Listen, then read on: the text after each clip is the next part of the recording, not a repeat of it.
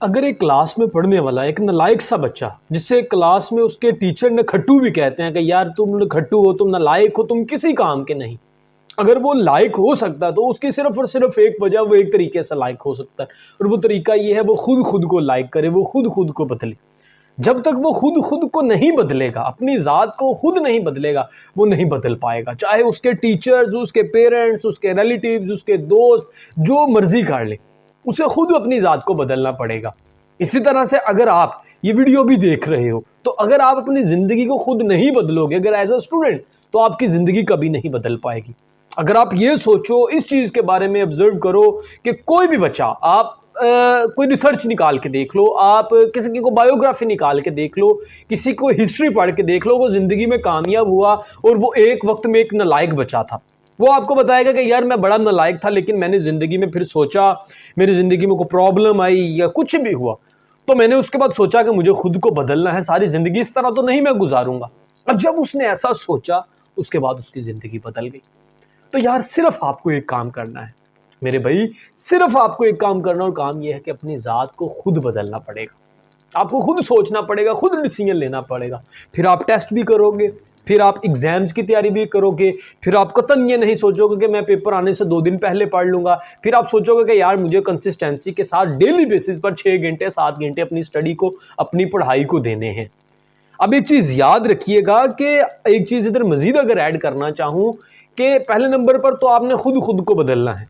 दूसरे नंबर पर आपने ये काम करना है कि आपने अपने आप के साथ कमिटमेंट करनी है। जब खुद को बदलने का आपने इरादा कर लिया कि मुझे अपनी ज़ात को बदलना है, फिर आपने कमिटमेंट करनी। वो कमिटमेंट इस तरह हो सकती है कि यार मुझे डेली बेसिस पर 6 घंटे पढ़ना है। अब 6 घंटे पढ़ना कोई बड़ा गोल टारगेट नहीं मेरे ख्याल से, क्योंकि अगर आपके डेली बेसिस पर हर स्टूडेंट को 24 घंटे मिलते हैं, 6, 12 और 12, 24, मतलब कि अगर 4 पोर्शंस में डिवाइड किया जाए, तो अगर 6 घंटे सिर्फ आप अपनी पढ़ाई को दे देते हो डेली बेसिस पर, तो आपके पास 18 घंटे बाकी डेली बेसिस पर बच जाएंगे, जिनको आप अपनी ज़िंदगी में इंजॉय करो, दोस्तों के साथ घूमो, कुछ भी करो, लेकिन कम से कम 6 घंटे तो अपने फ्यूचर को दो ना, अपने आप को दो ना, आपके जो माँ बाप आप पे पैसे लगा रहे हैं उसको तो कम से कम 6 घंटे तो कम से कम दो। 18 घंटे जो मर्जी करो, इंजॉय करो, ज़िंदगी में खूब घूमो फिरो, जो करना करो, 6 घंटे के साथ कंप्रोमाइज़ नहीं करना। हमारा मसला ये है कि हम उन 6 घंटों में भी अच्छे तरीके से पढ़ाई नहीं करते, उन 6 घंटों में भी अच्छे तरीके से स्टडी नहीं करते। हम सोचते हैं कि मैं 3 घंटे अकेडमी गया, अब अकेडमी जाने के बाद 3 बातें कर के आ गए। हम सोचते हैं मैं 6 घंटे कॉलेज या स्कूल में गया था, उधर जाके भी सारा दिन एमी वेलियाँ मार के बातें कर के घर आ गए। तो अगर आप सिर्फ और सिर्फ ये सोच के टाइम को 6 घंटे कर दो कि मैंने 6 घंटे किताब हाथ में पकड़ी थी, तो वो कभी नहीं, 6 घंटे स्टडी वाला वो कभी भी नहीं गिना जाएगा वो टाइम। 6 घंटे वो वाला टाइम की बात मैं कर रहा हूं जो आपको अपनी ज़ात को लगे कि यार मैंने 6 घंटे पढ़ा, जो आपको पता हो, को दूसरा ना बोले कि यार इसने 6 घंटे पढ़ा, क्योंकि दूसरों को तो आप किताब पकड़ के दिखाओगे, उसके सामने लगे हुए हो पढ़ने, ठीक है, ये किताब के अंदर हो सकता है आपने मोबाइल छुपाया, उस मोबाइल का जो आपने अपनी किताब के अंदर रखा है वो आपकी अपनी ज़ात को पता है।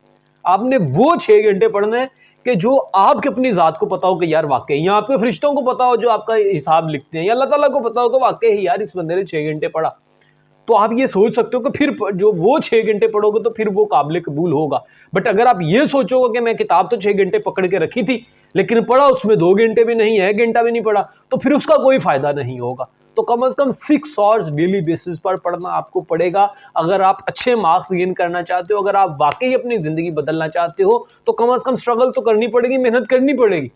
अब अगर कोई स्टूडेंट ये कहता है कि मेरा पढ़ने को दिल नहीं करता, अब उसकी बात सुन लो जी। अब कौन सा बच्चा ऐसा है जिसका पढ़ने को दिल करता है? क्लास उसमें 95% बच्चों का अगर आप जाके पूछे तो 5% ऐसे होंगे जो अपनी मर्जी से वाकई दिल से पढ़ते होंगे, बाकी कहेंगे नहीं वेरी बोरिंग सब्जेक्ट, फलां सब्जेक्ट बोरिंग है, फलां सब्जेक्ट बोरिंग है। कोई 1-2 हो सकता है इंटरेस्टिंग हो भी, लेकिन फलां बोरिंग है। अब वो बोरिंग सब्जेक्ट को अगर नहीं करोगे तो एक में पढ़ के तो आप अपने क्लास को क्रॉस नहीं कर पाओगे, मतलब एक पढ़ के तो पास नहीं या टॉप नहीं कर पाओगे, आपको सारे सब्जेक्ट करने पड़ेंगे। ज़िंदगी में एक चीज़ याद रखना कि बहुत से काम ऐसे करने पड़ते हैं जो हम नहीं चाहते, जो हमारा दिल नहीं करता, लेकिन किसी एक काम में आगे निकलने के लिए उन बाकी कामों को भी हमें अपनी ज़िंदगी में करना पड़ता है, उसके बगैर गुजारा नहीं हो सकता।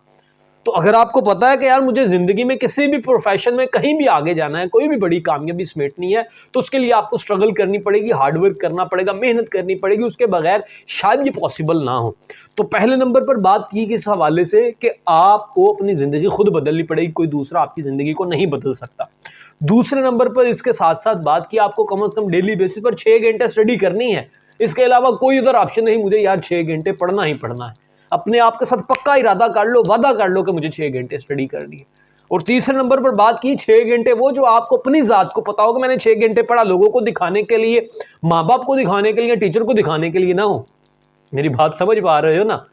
आपको अपनी ज़ात को पता हो कि मैंने 6 घंटे स्टडी की, खुद को आपको पता हो। आप अपने मोबाइल को अपने कंबल के अंदर लेकर रात को यूज़ करते हो, उस पर आप क्या देखते हो क्या नहीं देखते, अच्छी वीडियोस देखते हो, स्टडी के रिलेटेड वीडियो देखते हो, गंदी वीडियोस देखते हो, क्या देखते हो वो आपको पता है, किसी दूसरे को नहीं पता अंदर आप क्या कर रहे हो। इसी तरह से जो 6 घंटे आप स्टडी करो वो आपकी अपनी ज़ात को पता हो कि मैंने ये 6 घंटे स्टडी करनी है, मेरे पास कोई इधर ऑप्शन नहीं। और वो आपकी अपनी ज़ात को पता हो कि मैंने ये स्टडी की है। इस तरह नेक्स्ट थिंक आपने ये करना कि आपको पता हो कि मुझे मेहनत करनी है तो मेरी ज़िंदगी बदलेगी, मेरे पास कोई इधर ऑप्शन नहीं, कोई शॉर्टकट नहीं। अगर आप शॉर्टकट के चक्कर में रहोगे कि मैं एंड पे जाके अपडेट कर लूँगा, मैं एंड पे जाके ये काम कर लूँगा, मैं एंड पे जाके ये काम कर लूँगा, तो फिर आप कभी ज़िंदगी में आगे नहीं बढ़ पाओगे, फिर कभी बड़ी कामयाबियों को नहीं समेट पाओगे।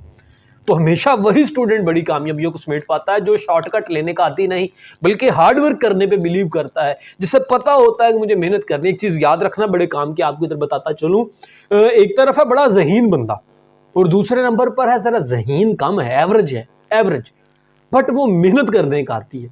अब मैंने देखा है कि मेहनत करने वाला ज़्यादा आगे निकल जाता है, जो ज़हीन है उसे इस चीज़ का घमंड होता है, ये गुरूर होता है, ये तकब्बुर होता है कि मेरे पास माइंड बड़ा कमाल का, वो हमेशा पीछे रह जाता है मेहनती से। जिस तरह से कछुआ और खरगोश की आपने दौड़ के बारे में सुना है, हालांकि वो जितना मर्जी उसकी दौड़ ज़्यादा खरगोश की, लेकिन कछुआ फिर भी आगे निकल जाएगा अपनी मेहनत की वजह से, अपनी कंसिस्टेंसी की वजह से। और फोर्थ थिंग यही है कि कंसिस्टेंसी, आपको कंसिस्टेंसी मेंटेन करनी पड़ेगी अपनी पढ़ाई में।